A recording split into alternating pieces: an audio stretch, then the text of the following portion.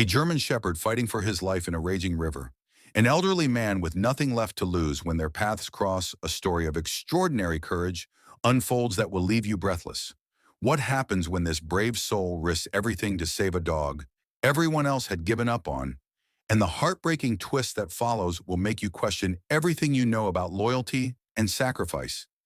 Get ready for a journey that will forever change how you see the powerful bond between humans and dogs. Frank Miller stood at the edge of the thundering Blackwater River, his weathered hands gripping the wooden railing of the observation deck. At 76, the retired firefighter had come here every day for the past 3 years, ever since losing his wife Emma to Alzheimer's. The river's constant motion somehow soothed his grief, its endless journey, a reminder that life continues even when it feels impossible. Spring rains had swollen the river to dangerous levels. Warning signs had been posted all along the shore, keeping the usual weekend visitors away.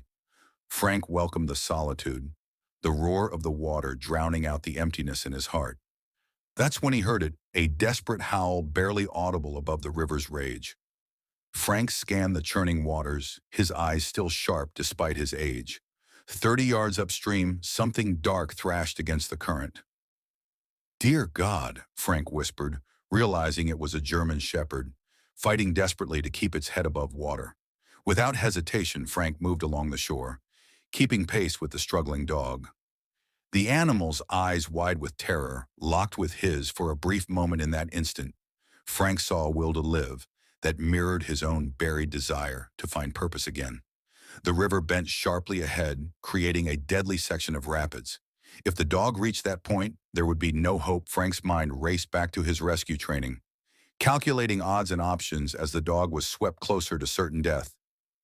"Hold on, boy," Frank shouted, though he knew the animal couldn't hear him. Over the roaring water, a fallen tree extended partially into the river just before the rapids. It might be the only chance. Frank's arthritic knees protested as he hurried toward it, his heart pounding with an urgency he hadn't felt in years. As the German shepherd neared the tree, Frank saw a battered collar around its neck. This wasn't a wild animal. Someone had abandoned this dog, left it to face the river's fury alone. "Not on my watch," Frank muttered, memories of countless rescues flooding back, as he prepared to do the one thing his doctor had explicitly warned against: putting his failing heart under extreme stress.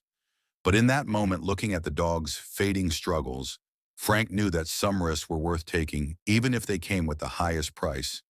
His own life had lost its purpose when Emma died.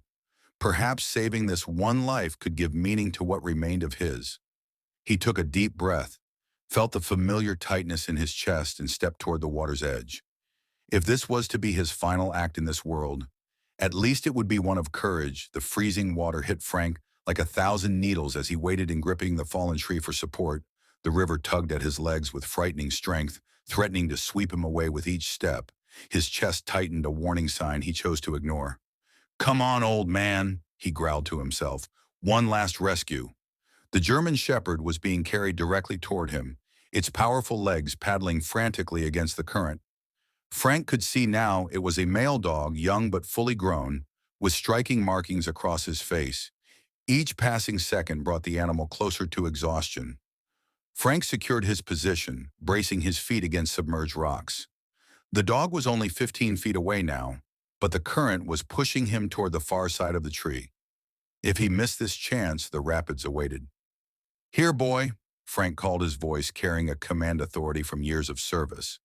Whether by miracle or instinct, the dog's eyes focused on Frank. With what seemed like the last of his strength, the shepherd altered his direction slightly, just enough to bring him within reach.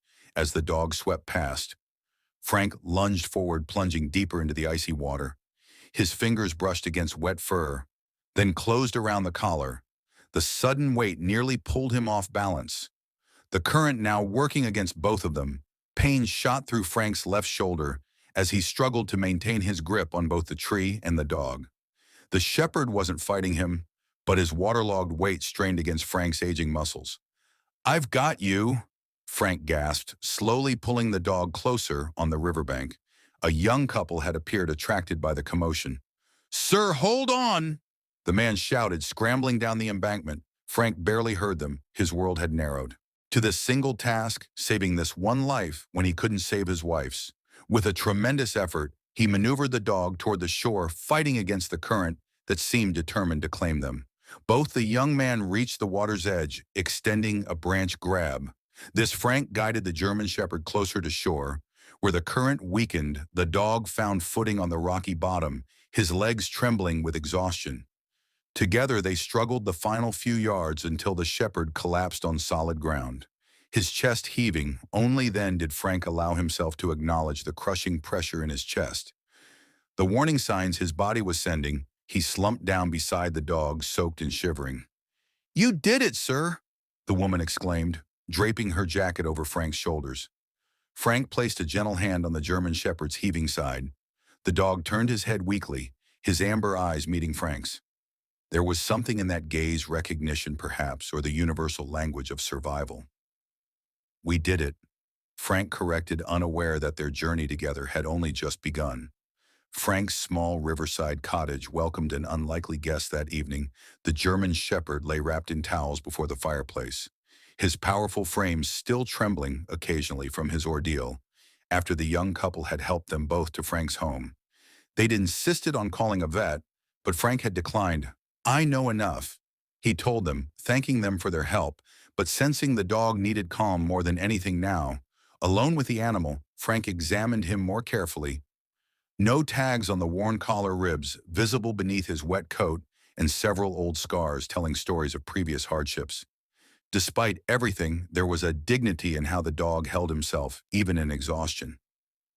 "You've been through some battles, haven't you?" Frank murmured gently, drying the dog's ears. The shepherd responded with a soft whine, his eyes never leaving Frank's face. There was intelligence there and weariness, but no aggression. Frank moved to his kitchen, aware of the dog, tracking his every movement. He warmed some chicken broth and poured it into a shallow bowl, placing it within reach of his rescued companion. Small sips, he advised, as if the dog could understand. Surprisingly, the shepherd did exactly that. Lapping carefully at the warm, liquid, Frank's phone rang his daughter Catherine, calling for their weekly check-in. He answered, explaining the day's events. "Dad, you could have died." Her voice cracked with concern. "Your heart condition, would you have left him to drown?" Frank asked quietly. The silence that followed told him she understood Catherine had her mother's compassion. "I'm coming over tomorrow," she said finally, "and I'm bringing Dr. Lewis to check on both of you." After hanging up, Frank felt the familiar chest pain returning. He took his medication, settling into his armchair. With a grimace, the German shepherd observed him with apparent concern, then slowly, painfully rose to his feet. With deliberate movements, the dog crossed the small space between them and lowered himself beside Frank's chair. "Making sure I'm okay." Frank smiled, resting his hand on the dog's still damp head. That night, Frank dreamed of Emma for the first time in months, not the Emma from the end, confused and frightened, but his Emma, vibrant, laughing, telling him he was too stubborn for his own good. He woke before dawn to find the shepherd had moved closer, his head now resting against Frank's leg in the dim light. Frank noticed something he'd missed before: a small, irregular scar on the dog's snout, shaped almost like a jagged lightning bolt. "Thunder," Frank said suddenly. The dog's ears perked up. "That's what I'll call you if you decide to stay." That is as if an answer. Thunder shifted closer, his weight warm and solid against Frank's leg. Frank's chest tightened again, but this time not from pain. For the first time in 3 years, he had a reason to get up beyond simply watching the river flow.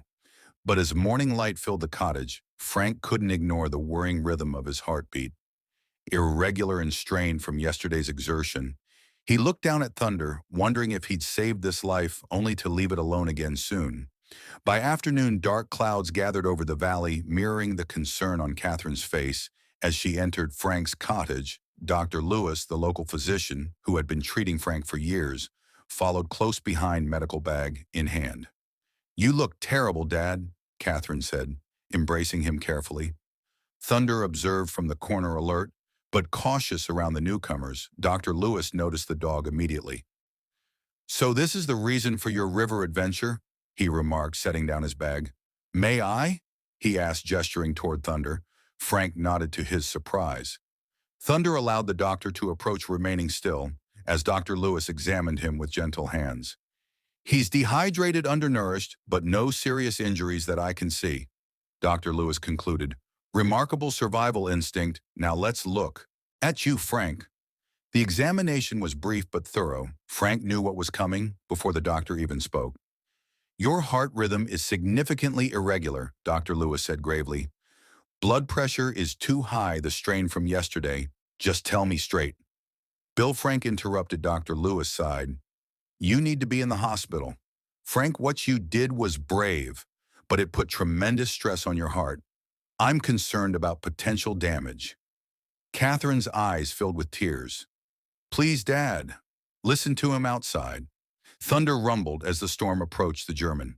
Shepard rose, moving to Frank's side with a soft whine. What about Thunder? Frank asked, placing his hand on the dog's head. I'll take care of him, Catherine promised. Just until you're better. Frank looked down at the dog who had entered his life less than 24 hours ago. Something told him that Thunder had already known too much abandonment. He comes with me, Frank stated firmly. Dr. Lewis shook his head. Hospitals don't allow. Then I'm not going, Frank replied, the same stubbornness that had defined his firefighting career, evident in his voice. Catherine knelt beside her father's chair. Dad, you saved him. Don't make that mean nothing by refusing to save yourself. The truth of her words hit Frank hard outside the storm. Finally broke rain pelting against the windows. Thunder pressed closer to Frank, as if offering support. After a long moment, Frank nodded. 2 days, he conceded. Then I'm coming home to him. Dr. Lewis helped Frank gather a few essentials, while Catherine made calls to arrange his hospital admission. Thunder watched everything with intelligent eyes, following Frank's movements throughout the cottage. As they prepared to leave, Frank knelt painfully before Thunder. I'm coming back, he promised, looking into those amber eyes. You wait for me. Catherine arranged blankets and a comfortable bed for Thunder, filling bowls with water and food. I'll check on him twice a day, she assured her father, as Frank moved toward the door, leaning on Dr. Lewis's arm. Thunder gave a low, mournful howl that seemed to echo the storm outside. Frank paused, looking back at the German shepherd, who had become so important to him so quickly.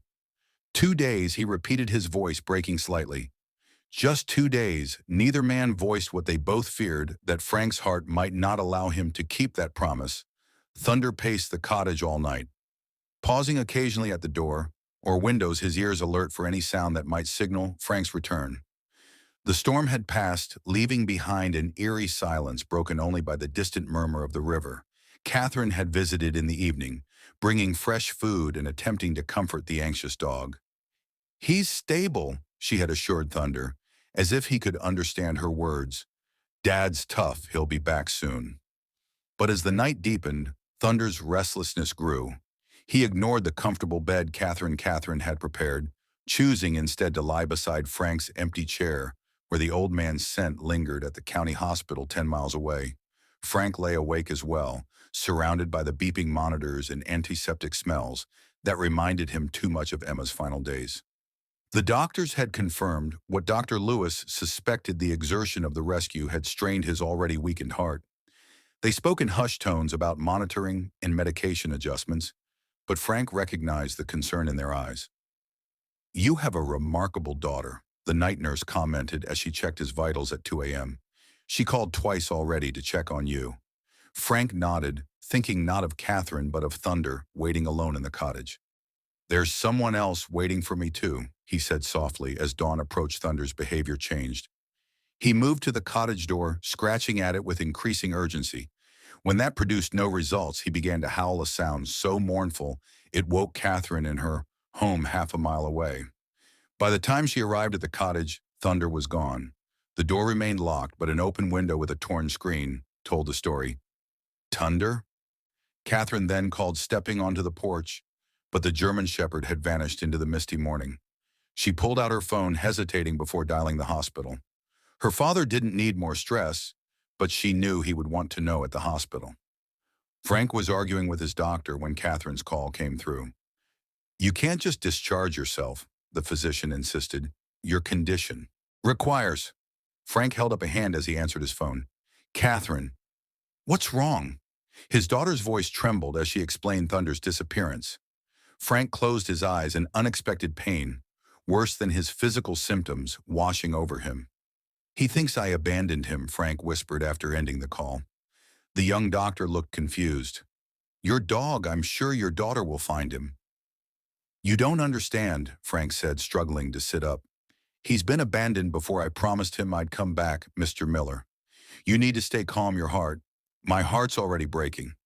Frank interrupted, reaching for his clothes. I'm leaving with or without your permission. Miles away, Thunder followed a scent only he could detect. His path wasn't random. He moved with purpose along the road that had taken Frank away his keen senses, guiding him toward the hospital. He avoided the few cars that passed, keeping to the treine, driven by an instinct more powerful than hunger or fatigue. For Thunder, Frank wasn't just a rescuer, he was Pack now, and Pack never abandoned Pack. The hospital parking lot bustled with morning activity as staff changed shifts and visitors began to arrive. No one noticed the exhausted German shepherd that slipped between parked cars nose to the ground, following an invisible trail. Thunder paused at the hospital entrance held back by the automatic doors and the unfamiliar smells of medicine and disinfectant. He paced anxiously, drawing curious glances from people entering and exiting the building. Inside, Frank was signing discharge papers against medical advice, his hands shaking slightly as Catherine hovered nearby. Dad, please reconsider, she pleaded. Just one more day of observation. Frank shook his head. Determined, Thunder needs me. I made a promise. As they moved toward the exit, a commotion erupted near the entrance. A security guard's voice rose above the general murmur. Someone call animal control. There's a stray dog trying to get in. Frank froze, then moved forward with a sudden energy that belied his condition. Wait, don't call anyone. He pushed through the small crowd that had gathered at the entrance. Catherine, close behind, there held at bay. By the security guard's outstretched arms stood Thunder, dirty, exhausted, but intensely focused. The moment Thunder saw Frank, he let out a whine so full of emotion that several bystanders stepped back. Frank dropped to his knees, heedless of his weakness. Thunder, he called, voice breaking. How did you find me, boy? The German shepherd broke past the guard and rushed to Frank, pressing against him with such force that, say, Catherine had to steady her father to prevent him from falling backward.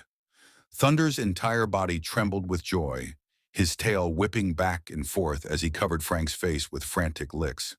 Sir, pets aren't allowed in the hospital, the security guard began, but stopped at the sight of tears streaming down Frank's face as he held the dog close. He traveled 10 miles to find me, Frank said, looking up at the gathering of staff and visitors. Dr. Lewis, arriving for his morning rounds, pushed through the crowd. Frank, what are you? He stopped at the sight of the reunion, understanding dawning on his face. This is your dog, the one from yesterday. Frank nodded, still holding Thunder close. He broke out of the cottage and tracked me here somehow. The young doctor who had tried to prevent Frank's discharge appeared beside Dr. Lewis. That's impossible. How would a dog know some bonds defy explanation? Dr. Lewis interrupted, kneeling beside Frank to check his pulse. But you need to sit down before you collapse, old friend. As staff brought a wheelchair, whispers spread through the crowd about the dog who had somehow found his way to his owner. No one attempted to separate them as Frank was wheeled to a nearby bench, Thunder refusing to leave his side even for a moment. I told you I'd come back, Frank whispered into Thunder's ear. But you couldn't wait. Could you had to come find me yourself? Catherine wiped tears from her eyes as she watched them, understanding something profound had happened, something that went beyond what medicine or science could explain. Summer faded into autumn, painting the riverside with brilliant colors as Frank sat on his porch. Thunder vigilant at his feet, 3 months had passed since their dramatic reunion at the hospital, months filled with gradual healing for both man and dog. Dr. Lewis visited weekly, monitoring Frank's condition with a combination of professional interest and personal investment. Your heart's stronger than I expected, he admitted during his latest visit. Still not great, but better. Frank smiled, his hand resting on Thunder's head. Having a reason to get up every morning helps. Indeed, their daily routine had created a gentle rhythm that seemed to strengthen both of them. Morning walks along the river, gradually increasing in length as Frank's stamina improved Thunder's protective presence when Catherine or other visitors came evenings by the fire where Frank read.